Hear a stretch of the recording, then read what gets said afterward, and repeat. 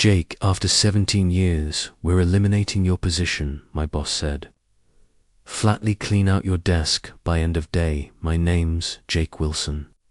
54 years old, and until that Monday morning, senior systems analyst at Meridian Technologies in Columbus, Ohio. For almost 2 decades, I'd been the backbone of the IT department. From the dial-up days to cloud migration, 3 CEOs had come and gone. While I stayed put, training every new hire, recovering every lost file, working through weekends and holidays without asking for a promotion or pat on the back. So when Daniel called me into his office with Vanessa from HR already seated, I knew, before he opened his mouth, the air had changed weeks ago. I understand completely, I said, nodding once I walked out without another word. No anger, no pleading, just quiet acknowledgement. Back at my desk, I watched younger employees glance my way, then quickly looked down at their screens. News travels fast. Most of them were coders I'd trained myself, good kids, but they had no idea what was actually built into our systems or how the older architecture worked. None of them could navigate the custom software I'd written or the admin credentials buried 3 layers deep in every system.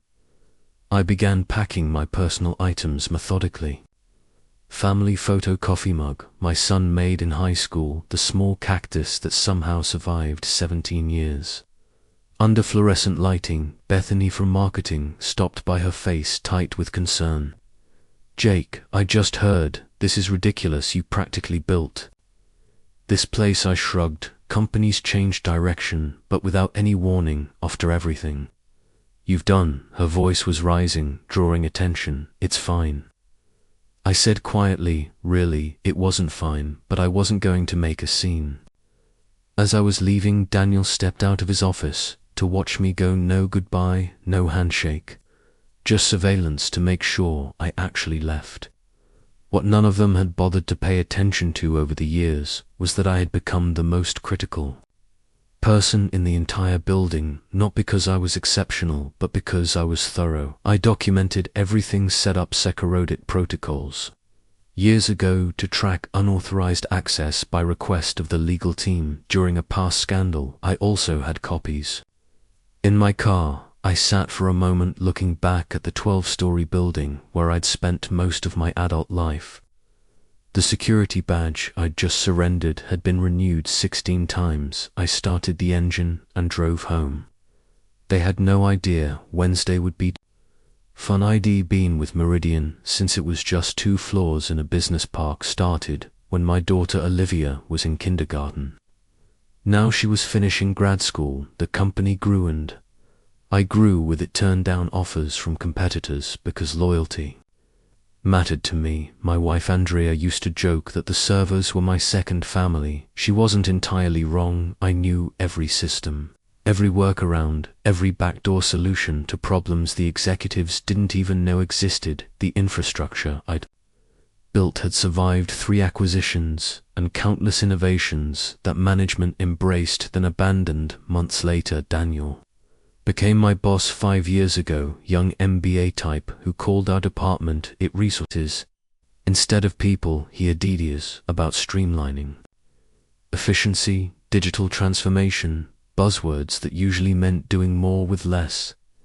At first I tried to help him understand our systems, the complexity buried under years of growth and adaptation. We need to future-proof, he'd say in meetings, looking right past me. 6 months ago, he brought in a consultant named Jason Phillips. Expensive suit, firm handshake, Stanford degree displayed prominently on his LinkedIn profile. They'd huddle in conference rooms, speaking quietly whenever I walked by. 3 months ago, I noticed my access permissions being quietly modified.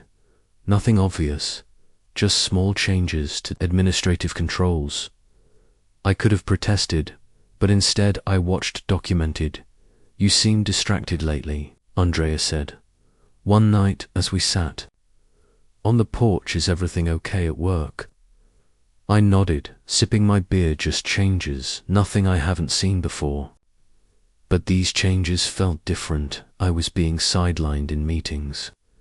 Emails about system upgrades stopped, including me. Younger team members were assigned to projects I would normally handle. Then I found it a company-wide memo about modernization, initiatives that had never been shared with me. It outlined a complete restructuring of the IT department under new leadership. Jason Phillips, my position, wasn't even on the organizational chart. That same day, I discovered something else while running a routine security scan, one of those background tasks no one else bothered with anymore. I noticed unusual patterns in our financial software, regular transfers to a vendor I didn't recognize, Apex Solutions Group. A quick search showed it was registered just last year with a business address that led to a UPS store. The authorized payments had started small, but were growing each month.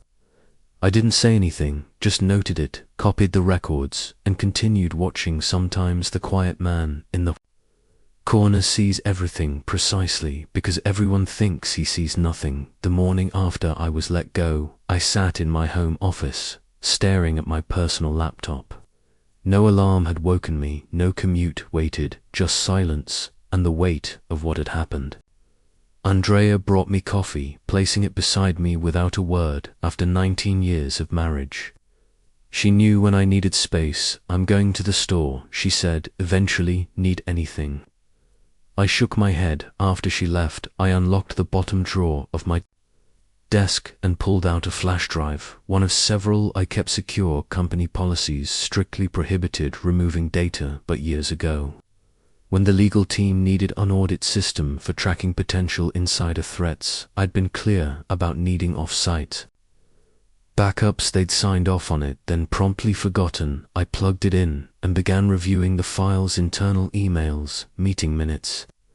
I shouldn't have had access to financial records that normal employees would never see. There it was, a full history of payments to Apex Solutions Group, nearly $1.8 million over 18 months. The approval chain led directly to our CFO, Brian Wilcox. I dug deeper, cross-referencing dates and figures, until the pattern emerged. The payments aligned perfectly with a series of software license renewals for systems we used company-wide, but the amounts were inflated, sometimes by 15%, sometimes by 20%.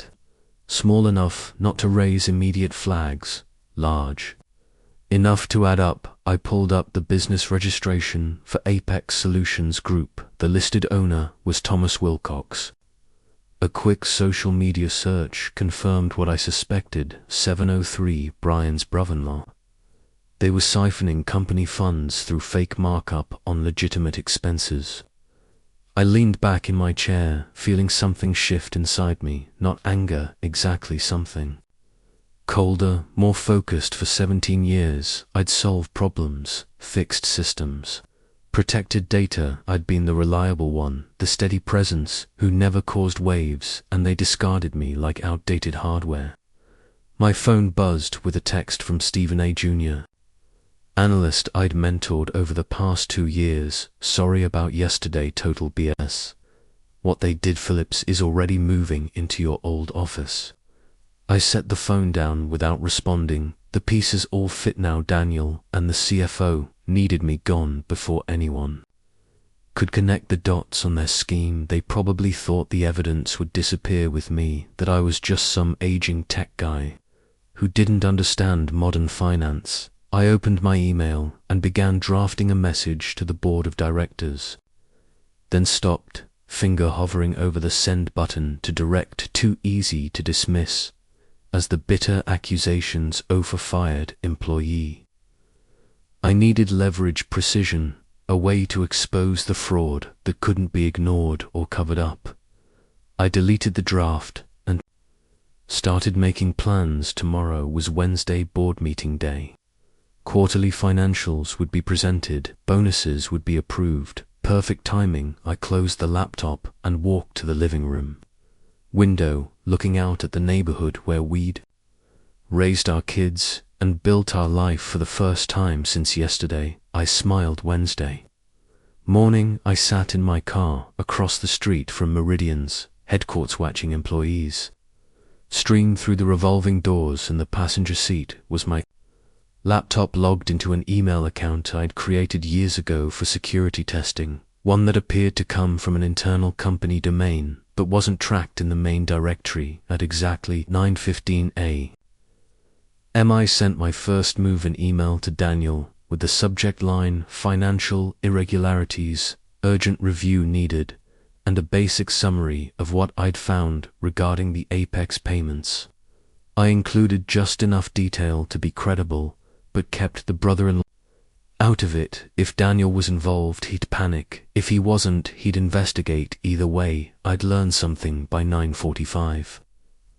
My phone rang. Daniel's number. I let it go to voicemail. His message was tore. "Jake, we need to discuss your email immediately. Call me back." I didn't. Instead, I drove to a coffee shop, set up my laptop, and waited. At 10:30. Another email appeared, this one from Vanessa in HR. "Mr. Wilson, we've received concerning communication from you that potentially violates your separation agreement. Please cease all contact with Meridian employees, and remember your confidentiality obligations. Any further communications may result in legal action."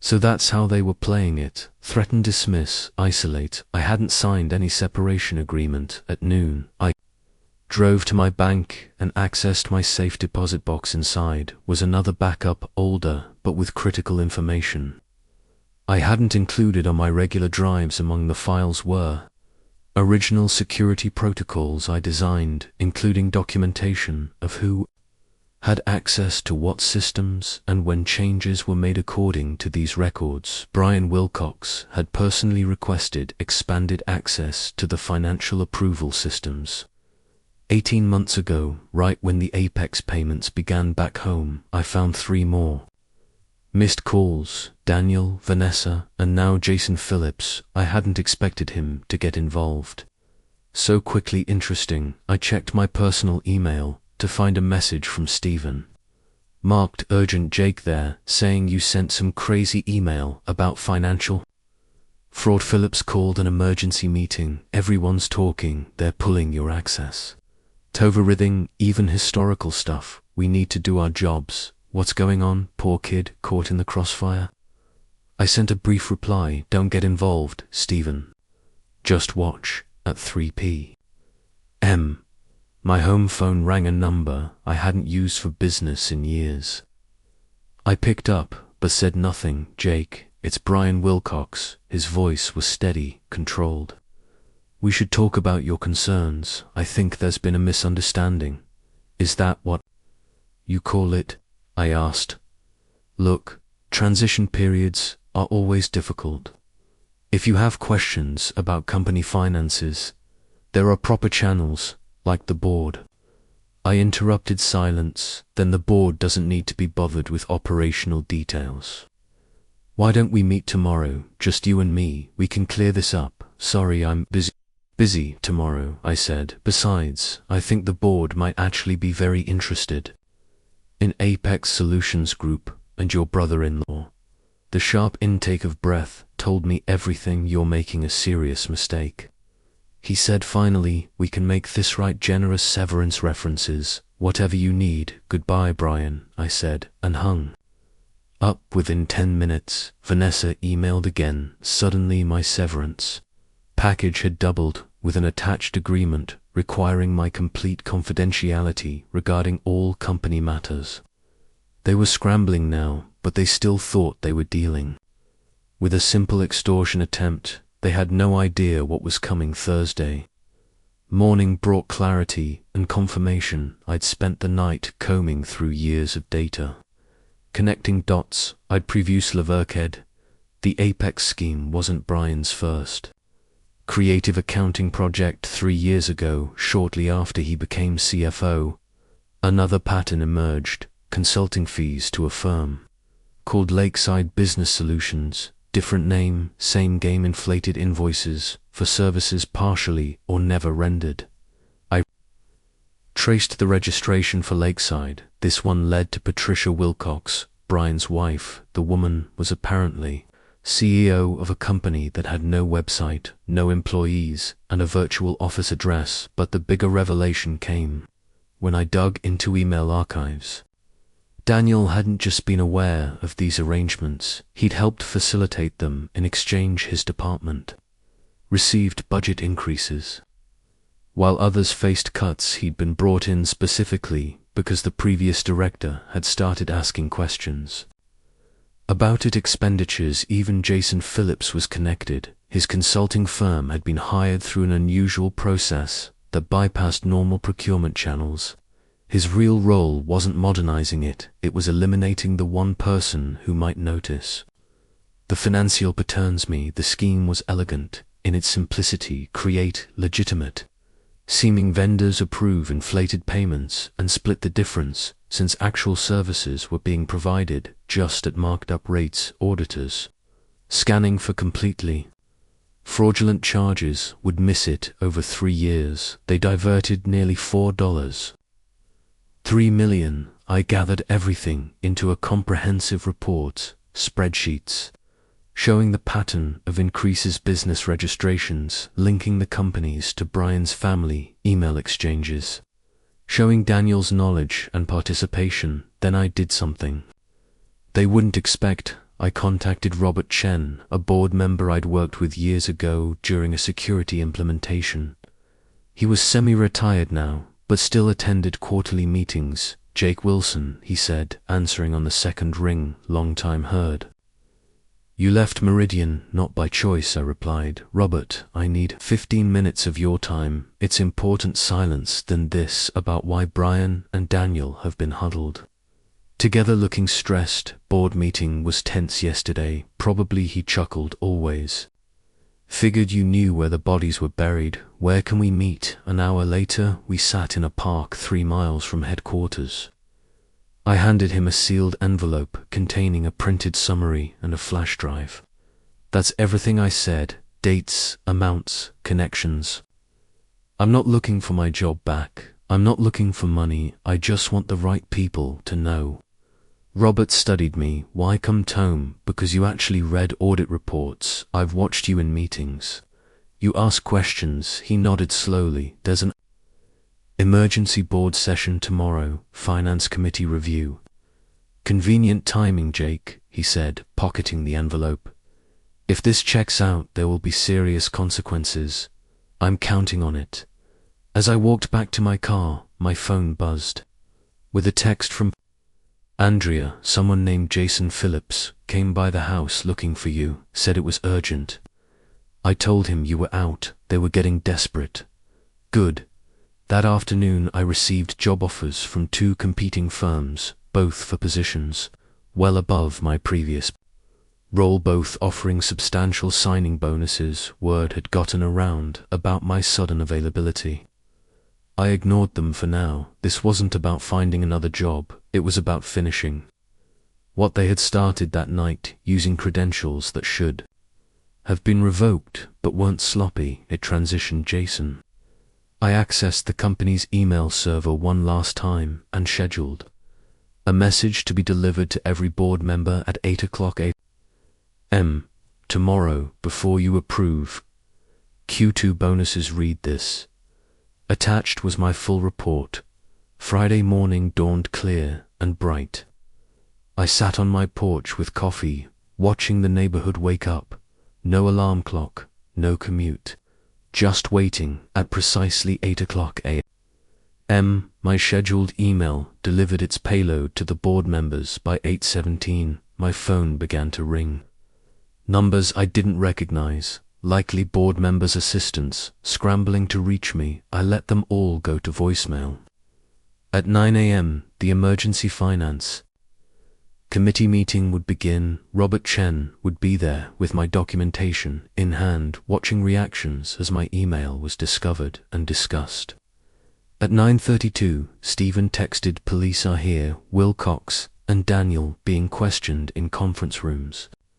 Phillips looking sick. What did you do? I didn't respond. The wheels were turning, exactly as I'd anticipated by 10 o'clock at M. Meridian's general counsel called. Unlike the others, I answered. This one, Mr. Wilson. This is Patricia Graves from legal. We need you to come in immediately to discuss information you've provided to the board. I'm available by phone, I replied. This really requires an in-person discussion. No, it doesn't. I interrupted calmly. Everything I know is in that report. Everything I have is already backed up in multiple secure locations. If anything happens to me or my family, additional copies go to the SEC, IRS, and 3 news outlets.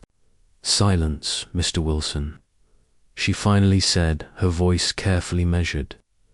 The board is taking this extremely seriously. They've already placed several executives on administrative leave pending investigation. They would appreciate your cooperation. I've cooperated fully by providing complete documentation. My part is done. After she hung up, I drove to a diner 20 meters outside Columbus. No sense being easily found today over lunch. News began breaking on local business sites. Meridian Technologies executives under investigation for financial irregularity. Share no names yet, but that would come at 2 p.m. Robert Chen called it a bloodbath, he said without preamble. Brian confessed. Once we confronted him with your evidence, trying to cut a deal, blaming Daniel for pressuring him. Daniel's denying everything, and Phillips claims he was just a consultant who had no knowledge of financial matters. Board isn't buying it. We've suspended all 3 pending further investigation. The money forensic accountants are coming in Monday. Early estimates suggest at least $4.5 million diverted over 3 years, maybe more. I nodded to myself. I'd been close. The board wants to talk to you, Robert continued, about coming back, not just to your old position. They're creating a new chief security officer role, reporting directly to the board. I'd anticipated this possibility, but still found myself surprised. I'll think about it, I said that evening. I told Andrea everything. She listened without interrupting, then asked, what do you want to do? Good question. The revenge part was complete. The people who pushed me out were themselves being pushed out, likely facing criminal charges. Justice had been served, cold and precise, but returning to Meridian meant walking back into the place that had discarded me after 17 years of service. Could I do that? Did I want to? I need time to decide, I said finally. Later that night, I opened my laptop one last time and posted a single message to my otherwise dormant LinkedIn profile. Never burn bridges, just let them collapse under the weight of their own greed. Within minutes, former colleagues began reaching out. Word was spreading. The quiet systems guy had brought down 3 executives without raising his voice. By Monday, everyone would know exactly who they'd underestimated. Monday morning, I walked into Meridian's headquarters, wearing a suit I hadn't needed in years. The security guard did a double take, then quickly printed me a visitor badge. Welcome back, Mr. Wilson, he said with newfound respect. The elevator ride to the executive floor was quiet. I'd never had reason to visit this level before. Now I was expected in the boardroom. 10 board members sat around a polished table. Robert Chen nodded slightly as I entered. The interim CEO. Previously, the coup looked uncomfortable. Mr. Wilson, she began, thank you for coming. The situation you've brought to light is unprecedented. I remained silent. The full extent of the fraud appears worse than initially reported. She continued, the forensic team has identified nearly $5.2 million in diverted funds. Criminal charges are being prepared. Still, I waited. Robert cleared his throat. Jake, the board has unanimously voted to create a new executive position, Chief Information Security Officer, full executive privileges reporting structure directly to the board. We'd like to offer you the role. I set my folder on the table. Inside you'll find my conditions, I said, non-negotiable. The CEO opened it, scanning quickly. Her eyebrows rose. Full audit authority across all departments. Independent budget, veto power on financial technology decisions. I nodded once. This is unusual, she said. So was embezzling $5. 2 million, I replied. That happened because no one was watching now. Someone will be. The room fell silent. You have until noon, I said, standing. I have other offers. As I turned to leave, Robert asked, Did you plan this all along, Jake? I paused at the door. I didn't plan to be fired after 17 years. Everything after that was just me doing what I've always done, identifying system vulnerabilities and implementing appropriate security measures. At 11:47, they called. They'd accepted every condition. 6 months later, I sat in my new corner office, reviewing security protocols for the upcoming quarter. The view overlooked the Columbus skyline, a daily reminder of how much had changed. Brian Wilcox had pled guilty to multiple fraud charges. In exchange for cooperation, he'd receive a reduced sentence. Still significant, Daniel was fighting the charges, insisting he was unaware of the scheme. Despite the evidence, Jason Phillips had fled to Brazil but was being extradited. The money had been recovered. Most of it anyway, enough that the company avoided serious financial damage. My former team now reported to me. Though I'd promoted Steven to run day-to-day operations, the kid had potential. Just needed someone to see it. A knock at my door drew my attention. Andrea stood there, smiling, ready for lunch.